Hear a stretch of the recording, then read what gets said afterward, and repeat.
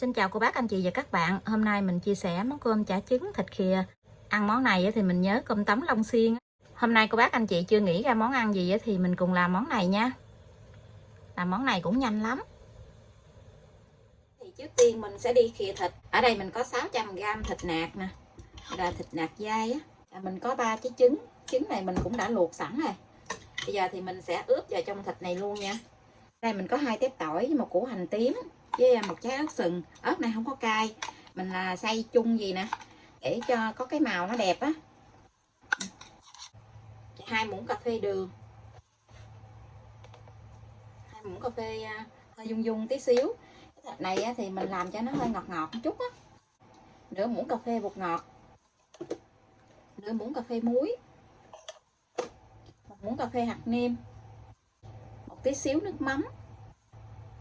Mình cho tí xíu nước mắm vô cho nó thơm.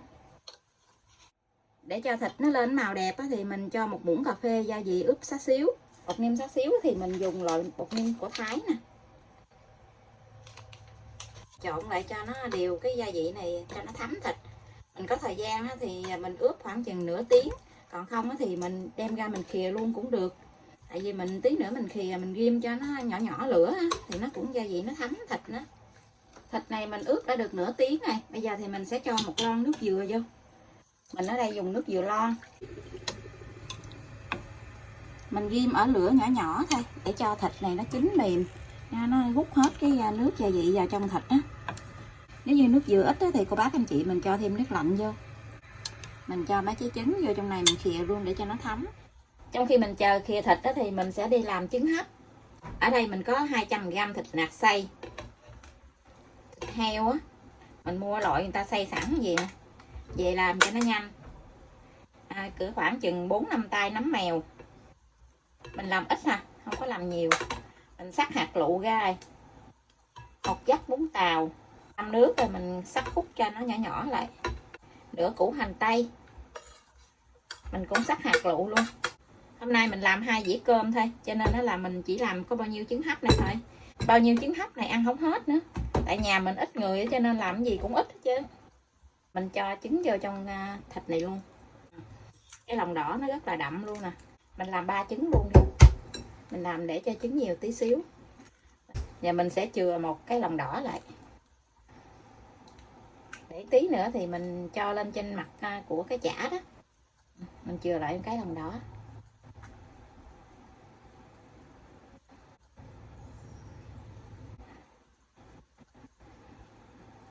Cái vỏ trứng này nó rất là mềm luôn á. Mà cái lòng đỏ nó đậm cái nè.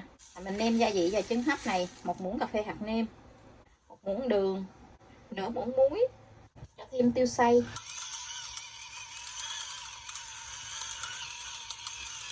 Chả trứng hấp này cô bác anh chị mình cho thêm củ sắn hoặc là củ năng nữa cũng ngon lắm. Mình băm nhuyễn ra. Hôm nay thì mình chỉ làm đơn giản thôi. Là mình trộn tất cả cái hỗn hợp này lại cho nó đều hết nha. Mình trộn đều gia vị lại hết rồi thì mình sẽ cho vô trong hộp để mình hấp. Mình có cái hộp silicon nhỏ vậy nè, nó rất là gọn luôn á. Cái hộp này nó có cái nắp á, cho nên là mình hấp nó không có bị chảy nước vô. Nhà mình làm lúc nào cũng một hộp như vậy nè. Làm ít ít như vậy á, ăn nó không có bị dư. Làm nhiều quá ăn dư cái không ngon. Nó có cái nắp vậy nè, mình đậy lại để nước nó không có bị nhiễu vô trong cái hộp trứng á. Mình sẽ đem đi hấp cách thủy nha. Mình hấp cái này khoảng 25 tới 30 phút. Món này thì mình ăn cùng với dưa cải muối chua. Dưa cải hôm bữa mình muối nè. Bây giờ thì mình sẽ lấy ra vài cọng để đi trộn. Mình lấy mấy cái búp non non.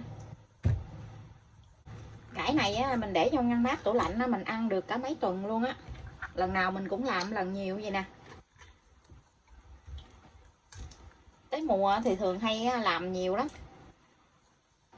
Nó gần cuối mùa thì mua thêm một lần nữa để làm xong cái mình để vô trong ngăn mát tủ lạnh á. Khi nào ăn cái mình lấy ra vài cọng gì mình ăn. Ăn bao nhiêu thì mình làm bao nhiêu chứ mình không có làm sẵn. Mình xắt cho nó mỏng mỏng vậy nè. Giòn gụm luôn á. Để hổm gài á. Tính ra bữa nay nó là 2 tuần rồi nè. Cải nó giòn. Mình mình sắp có mấy bẹ mà nhiêu nè, dĩa luôn á. Mình cho vô trong hộp để mình trộn nha. Trộn nặng cái hộp nó có cái nắp đó nặng dễ đậy.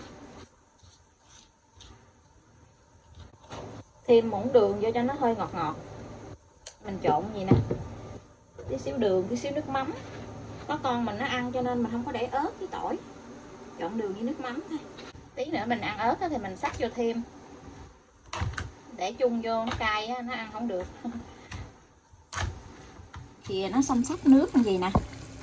Cái nước này á cô bác để như vậy nè, mình tí nữa mình chan với cơm ăn ngon lắm luôn á. Cái vị nước trong này á giống như nước thịt kho rượu vậy đó. Nó thơm lắm. Cho tí xíu bột xá xíu vô nó thơm quá chừng luôn. Giờ thì mình sẽ tắt bếp mà mình lấy thịt ra để cho thịt nó nguội tí xíu nữa mình xắt nha. Ăn cơm này á thì mình phải có mỡ hành.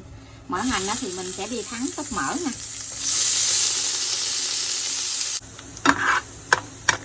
Mình thắng tóp mỡ nó vàng lên gì thì mình vớt bớt ra.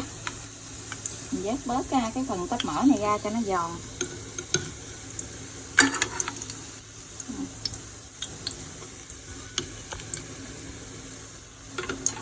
Ít tóp mỡ với mỡ trong này mình để nguyên luôn, mình cho hành vô.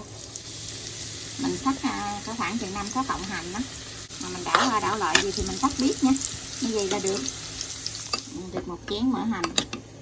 Ở bên này mình hấp đã chín rồi nè. Có cái nắp này á, nước nó không có động vô trong cái chả. Lòng đỏ trứng hồi nãy mình chừa lại đó, giờ mình cho lên trên mặt chả luôn.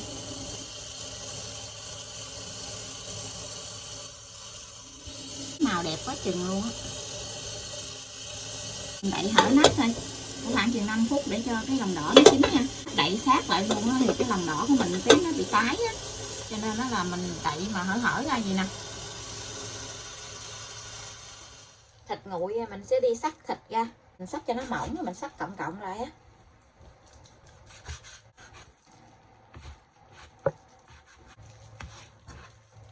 Mình xắt sợi gì. Ai thích ăn nhiều mỡ thì mình làm thịt ba gọi á. Trứng gà này mình cũng xắt ra luôn. Trứng gà này cái lòng đỏ nó đẹp lắm. Mình xắt ra nhỏ nhỏ gì luôn nè. Chả trứng thì nó cũng đã nguội rồi nè. Giờ thì mình cắt ra miếng luôn. Cái chả nó dẻ rất là ngon luôn á. Cái chả nó rất là thơm luôn á. Tất cả mình đã làm xong hết rồi nè. Nước mắm chua ngọt ở nhà mình có sẵn cho nên đó là mình không có chia sẻ. Lúc nào cũng có một keo nước mắm chua ngọt có sẵn gì nè. Với chén cơm mình cho ra dĩa gì. Mình cho thêm 2 miếng cà chua lên. Dưa cải nè, thịt nè, trứng. Chả trứng ngon hết sảy luôn á. Cho thêm ít tóp mỡ lên. Đặc biệt là mỡ hành. Món này mà không có mỡ hành là không ngon. Đây là dĩa cơm của mình đã làm xong. Món này giống như cơm tấm Long Xuyên á. Nhưng mình ăn hạt gạo chứ mình không có ăn hạt tấm. Nếu như hôm nay cô bác anh chị mình chưa nghĩ ra món gì thì mình làm thử món này nha. Món này khi làm mình làm dư ra nhiều tí xíu nữa mình làm cơm ăn sáng cũng ngon nữa. Bây giờ thì mình xin chào tạm biệt. Hẹn cô bác anh chị và các bạn lại video tiếp theo. Cảm ơn cô bác anh chị và các bạn đã xem video của mình. Xin chào và hẹn gặp lại video kỳ tới.